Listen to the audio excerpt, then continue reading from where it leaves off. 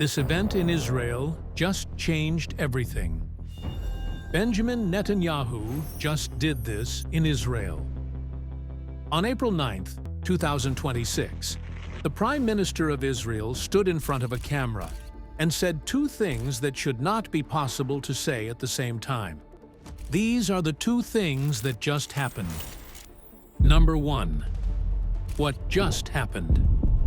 On the evening of April 9, 2026, Netanyahu released a video statement addressed specifically to the residents of northern Israel, the communities that have lived under Hezbollah rocket fire for months, the families that have been evacuated from their homes, the towns within range of the estimated 150,000 rockets and missiles that Hezbollah had stockpiled along Israel's northern border before the war began. The statement opened with reassurance. Dear residents of the North, I am proud of you. You continue to stand firm. Then the military declaration. I wish to inform you, there is no ceasefire in Lebanon. We are continuing to strike Hezbollah with full force, and we will not stop until we restore your security. No ceasefire. Full force. Will not stop. 3 commitments in 3 phrases. Each one a guarantee that the military campaign against Hezbollah will continue regardless of the diplomatic developments he was about to announce. And then, without a break, without a transition, without even the rhetorical pause that politicians typically use to shift from one topic to another, the diplomatic announcement, following repeated requests from the Lebanese government to open peace negotiations with us, last night I instructed the cabinet to begin direct negotiations with Lebanon. But here's the phrase that should make every person watching this pay very close attention. Because the goals Netanyahu stated for the negotiations are not modest. They are not incremental. They are the most ambitious diplomatic objectives any Israeli leader has publicly stated regarding Lebanon since the founding of the modern state. And he added one more line that prophecy watchers noticed immediately. I have already brought 4 peace agreements with Arab nations, and I intend to bring more. True peace. Peace through strength. 4 peace agreements. The Abraham Accords, normalization with the UAE, Bahrain, Sudan, and Morocco. And now Netanyahu is publicly stating his intention to add Lebanon to the list. Peace through strength. The phrase that defines the entire dual-track approach, hit hard enough that the enemy has no choice but to negotiate, and negotiate from a position so dominant that the terms are yours to set. Now, here's what makes the dual announcement so strategically significant. Because the two messages are not contradictory. They are connected. And understanding the connection is the key to understanding what Netanyahu is doing. Message 1. The military campaign continues. Hezbollah is being struck with full force. Leadership is being targeted. Infrastructure is being destroyed. The operational tempo is not decreasing. It is increasing. But here's what connects the two. Because the negotiations are possible precisely because the military campaign is succeeding. Its command structure is fractured. Its supply lines from Iran, running through Syria, have been interdicted by Israeli and American strikes on Iranian logistics infrastructure. The connection is clear.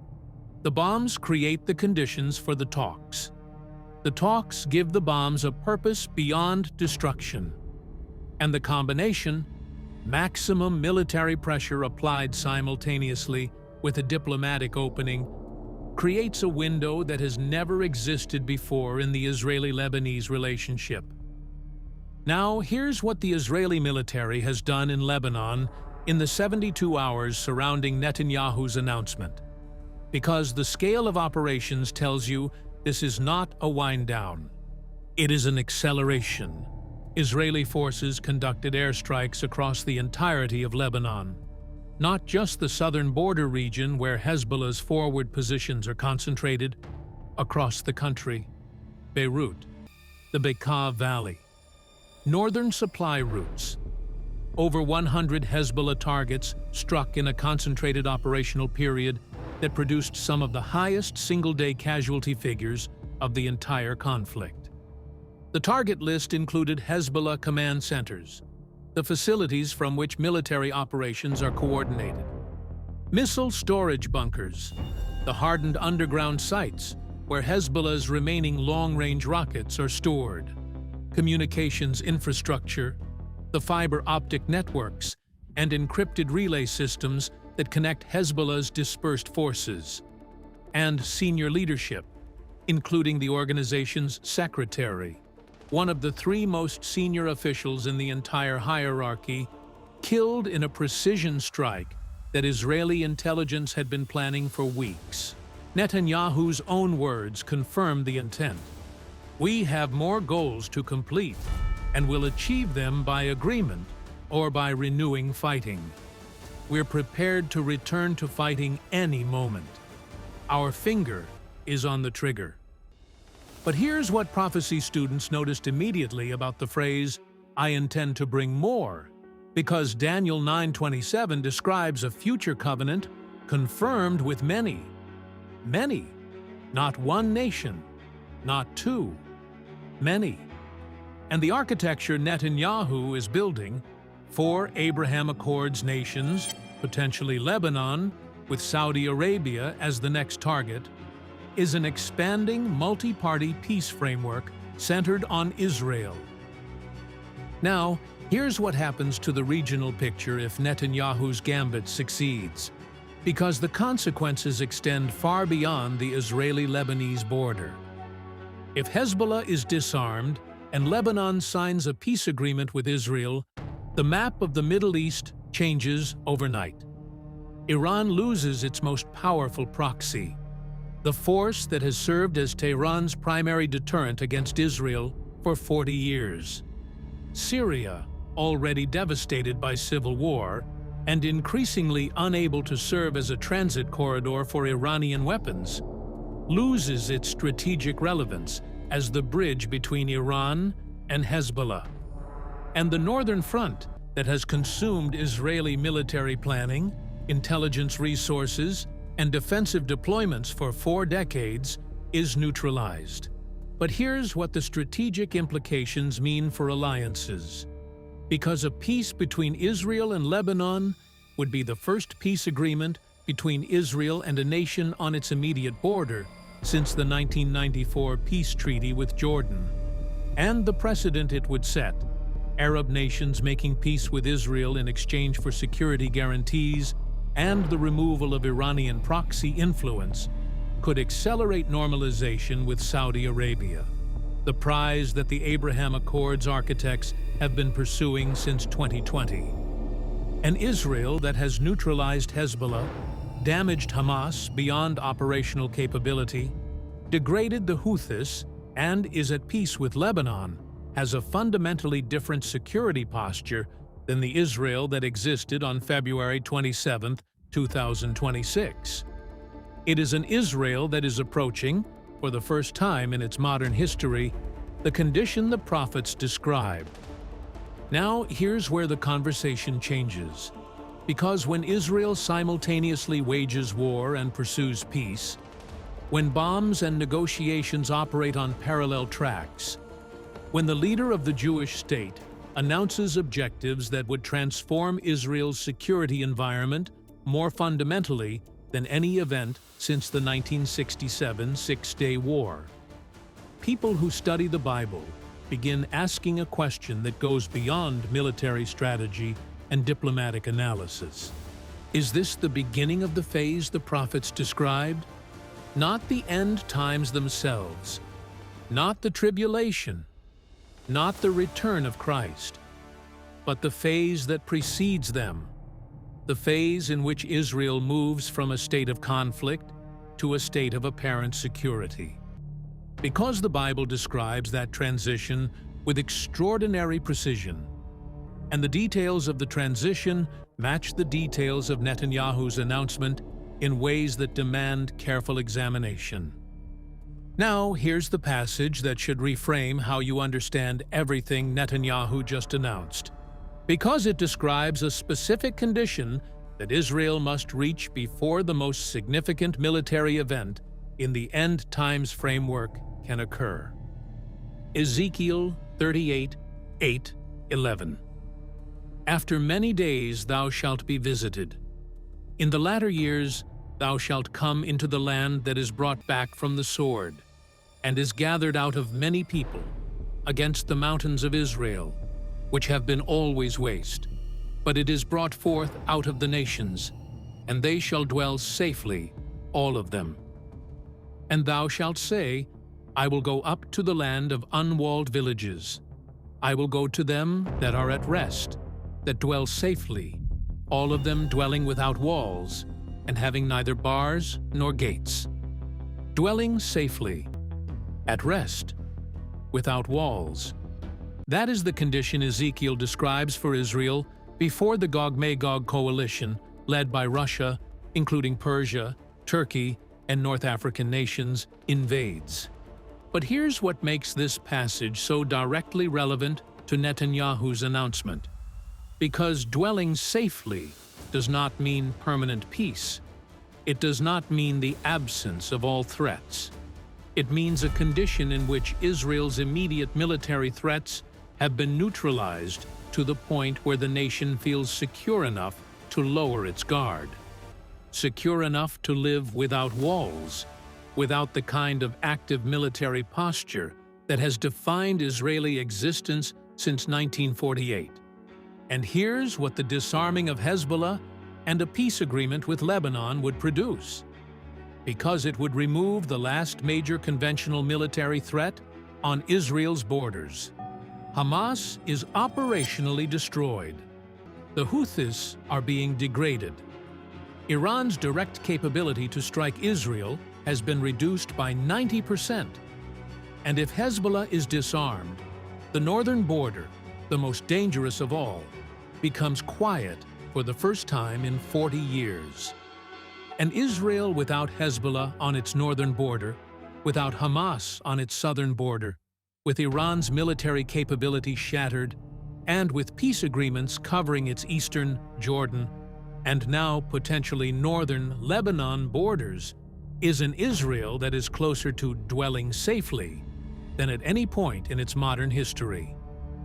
Now, here's the prophetic significance of that condition, because dwelling safely is not the end of the story.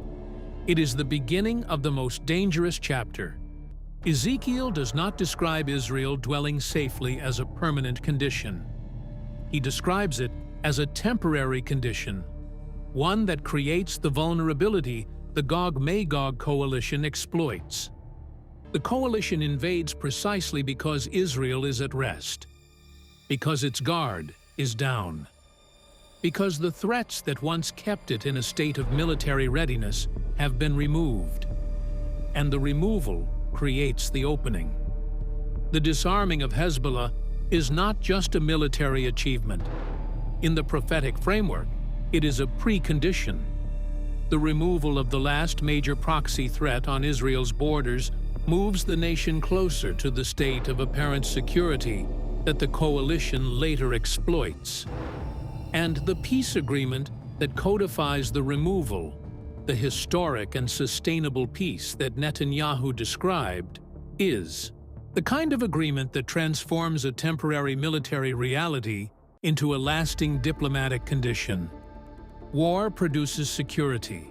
Security produces rest. Rest produces vulnerability. And the vulnerability is what the coalition, assembling in the north, led by Russia, including a weakened but dependent Iran, eventually exploits. Netanyahu is pursuing a military and diplomatic objective that, if achieved, advances the prophetic timeline.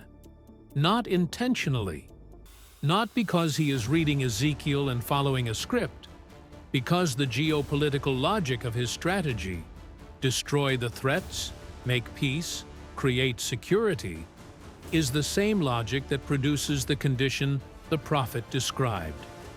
Now, here's the second prophetic text that the announcement connects to, and it is the one that most prophecy teaching treats as the single most important verse in the entire end times framework. Daniel 9:27. And he shall confirm the covenant with many for 1 week. And in the midst of the week he shall cause the sacrifice and the oblation to cease. And for the overspreading of abominations he shall make it desolate, even until the consummation, and that determined shall be poured upon the desolate. The covenant with many, a multi-party agreement involving Israel, confirmed for 7 years, starting the tribulation clock. But here's why Netanyahu's announcement matters for this text. Because the architecture he is building is the architecture that a future covenant would require. Consider what is being constructed. Peace agreements between Israel and multiple Arab nations, the Abraham Accords, 4 nations, now potentially Lebanon, a 5th, and Netanyahu himself saying, "I intend to bring more." The framework is expanding, the model is being proven, and the idea of a comprehensive multi-party agreement involving Israel and many nations, the exact structure Daniel describes, is becoming not just plausible, but normalized. The war is creating the conditions. The peace agreements are building the framework.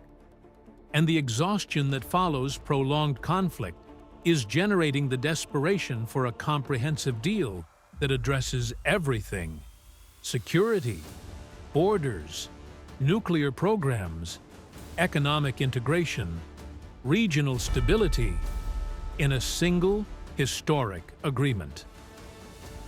Now, here's where I need to be clear. Because the distinction matters, and the credibility of prophetic analysis depends on drawing it honestly, Netanyahu's proposed peace agreement with Lebanon is not the Daniel 9 covenant. It is not a 7-year agreement. It does not involve the figure the Bible identifies as the Antichrist. The tribulation has not begun. And the specific conditions that Daniel 9:27 describes, including the resumption of temple sacrifice and its later cessation, have not been established. Anyone who tells you that the Lebanon peace negotiations are the beginning of the tribulation is misreading the text. The sequence is incomplete. The figures are not in position. And the specific elements that Daniel describes, temple sacrifice, the abomination of desolation, the 7-year timeline, are not present. But here's what I can say.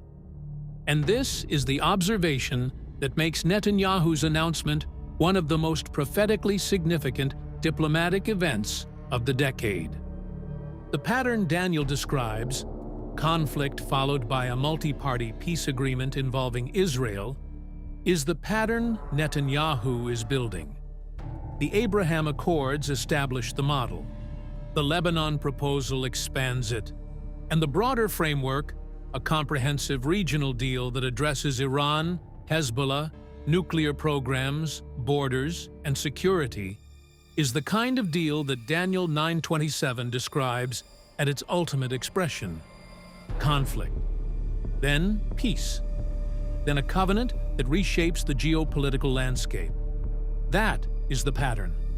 And the pattern is being constructed, piece by piece, agreement by agreement, military campaign by military campaign, in real time. We are not in the tribulation. The covenant has not been confirmed. The clock has not started. But the template for the covenant, the multi-party, Israel-centered, comprehensive peace framework, is being built by the very leader who just announced simultaneous war and peace in the same sentence. This is not fulfillment. It is construction. And the building materials are the same ones the prophet described. Now here's what makes Israel's position so unique in the prophetic picture.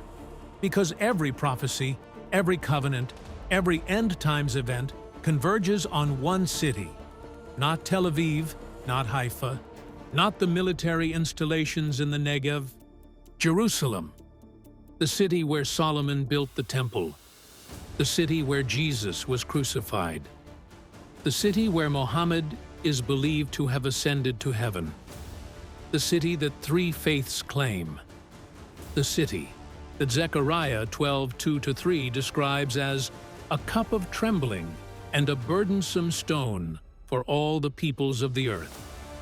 Zechariah 12:2-3. Behold, I will make Jerusalem a cup of trembling unto all the people round about, when they shall be in the siege both against Judah and against Jerusalem. And in that day will I make Jerusalem a burdensome stone for all people. All that burden themselves with it shall be cut in pieces, though all the people of the earth be gathered together against it. A burdensome stone, a cup of trembling, a city that draws the nations toward it, not just diplomatically, but militarily. And the negotiations that Netanyahu just announced, the peace with Lebanon, the broader regional framework, the comprehensive deal that addresses every dimension of Middle Eastern conflict, all of it centers on Israel. All of it orbits Jerusalem. All of it confirms Zechariah's description of a city that becomes the focal point of global attention in the latter days. Now here's what most people, even many Christians, do not fully grasp about why Israel occupies this position. Because it is not politics, it is not geography, it is not the accident of being located at the crossroads of three continents. Israel is at the center of the prophetic picture because God placed it there, deliberately, by covenant. Genesis 12:1-3. Now the Lord had said unto Abram, Get thee out of thy country, and from thy kindred, and from thy father's house, unto a land that I will show thee. And I will make of thee a great nation, and I will bless thee, and make thy name great. And thou shalt be a blessing. And I will bless them that bless thee, and curse him that curseth thee. And in thee shall all families of the earth be blessed. A specific land, a specific people, a specific promise, and a specific warning. Curse him that curseth thee. The nations that position themselves against Israel are not just making a geopolitical miscalculation.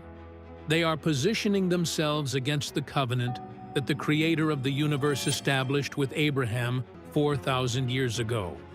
And every event in the prophetic timeline, from the Ezekiel 38 invasion to the Battle of Armageddon to the return of Christ, is God enforcing the covenant he made in Genesis 12. Netanyahu's announcement, the simultaneous pursuit of war and peace, is one more chapter in the story that began with Abraham. The war protects the covenant nation. The peace extends its security. And the prophets described both, the war and the peace, as characteristics of the era that precedes the climax of the story. Now here's where the prophetic timeline builds to its peak. Because the dwelling safely condition that Hezbollah's disarmament could create is not the destination. It is the setup. And what comes after the setup is the event that every prophecy in the end times framework points toward. Ezekiel 38:14-16. Therefore, Son of man, prophesy and say unto Gog, Thus saith the Lord God, In that day when my people of Israel dwelleth safely, shalt thou not know it?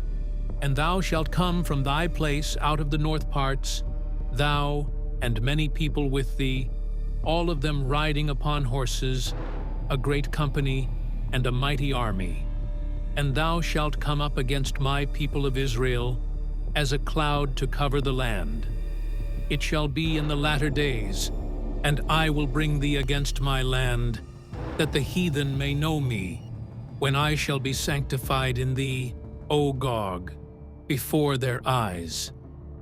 When my people of Israel dwelleth safely, shalt thou not know it? The coalition, Russia, Iran, Turkey, the North African nations, sees Israel's security and interprets it as vulnerability. The walls are down. The threats are neutralized. The nation is at rest. And the coalition, driven by hooks in its jaws, descends on a target that it believes is undefended. And God's response, described in Ezekiel 38:18-22, is the most dramatic divine intervention described anywhere in prophetic scripture. Earthquakes, fire, brimstone, the supernatural destruction of the invading army on the mountains of Israel, not by Israeli military power, by God Himself. The peace that Netanyahu is pursuing, if achieved, moves Israel toward the condition that the coalition exploits: the removal of Hezbollah, the peace with Lebanon, the neutralization of Iranian proxies, each one a step toward dwelling safely. And each step brings the prophetic timeline closer to the event that Ezekiel describes as the moment when God reveals Himself to the nations through the defense of His covenant people. Now, here's the insight that ties everything in this video together. Because Netanyahu's dual-track announcement may represent the single most significant transition point in the current conflict. The war phase, Operation Epic Fury, the strikes on Iran, the degradation of Hezbollah, the destruction of proxy networks, has been the dominant feature of the past 6 weeks.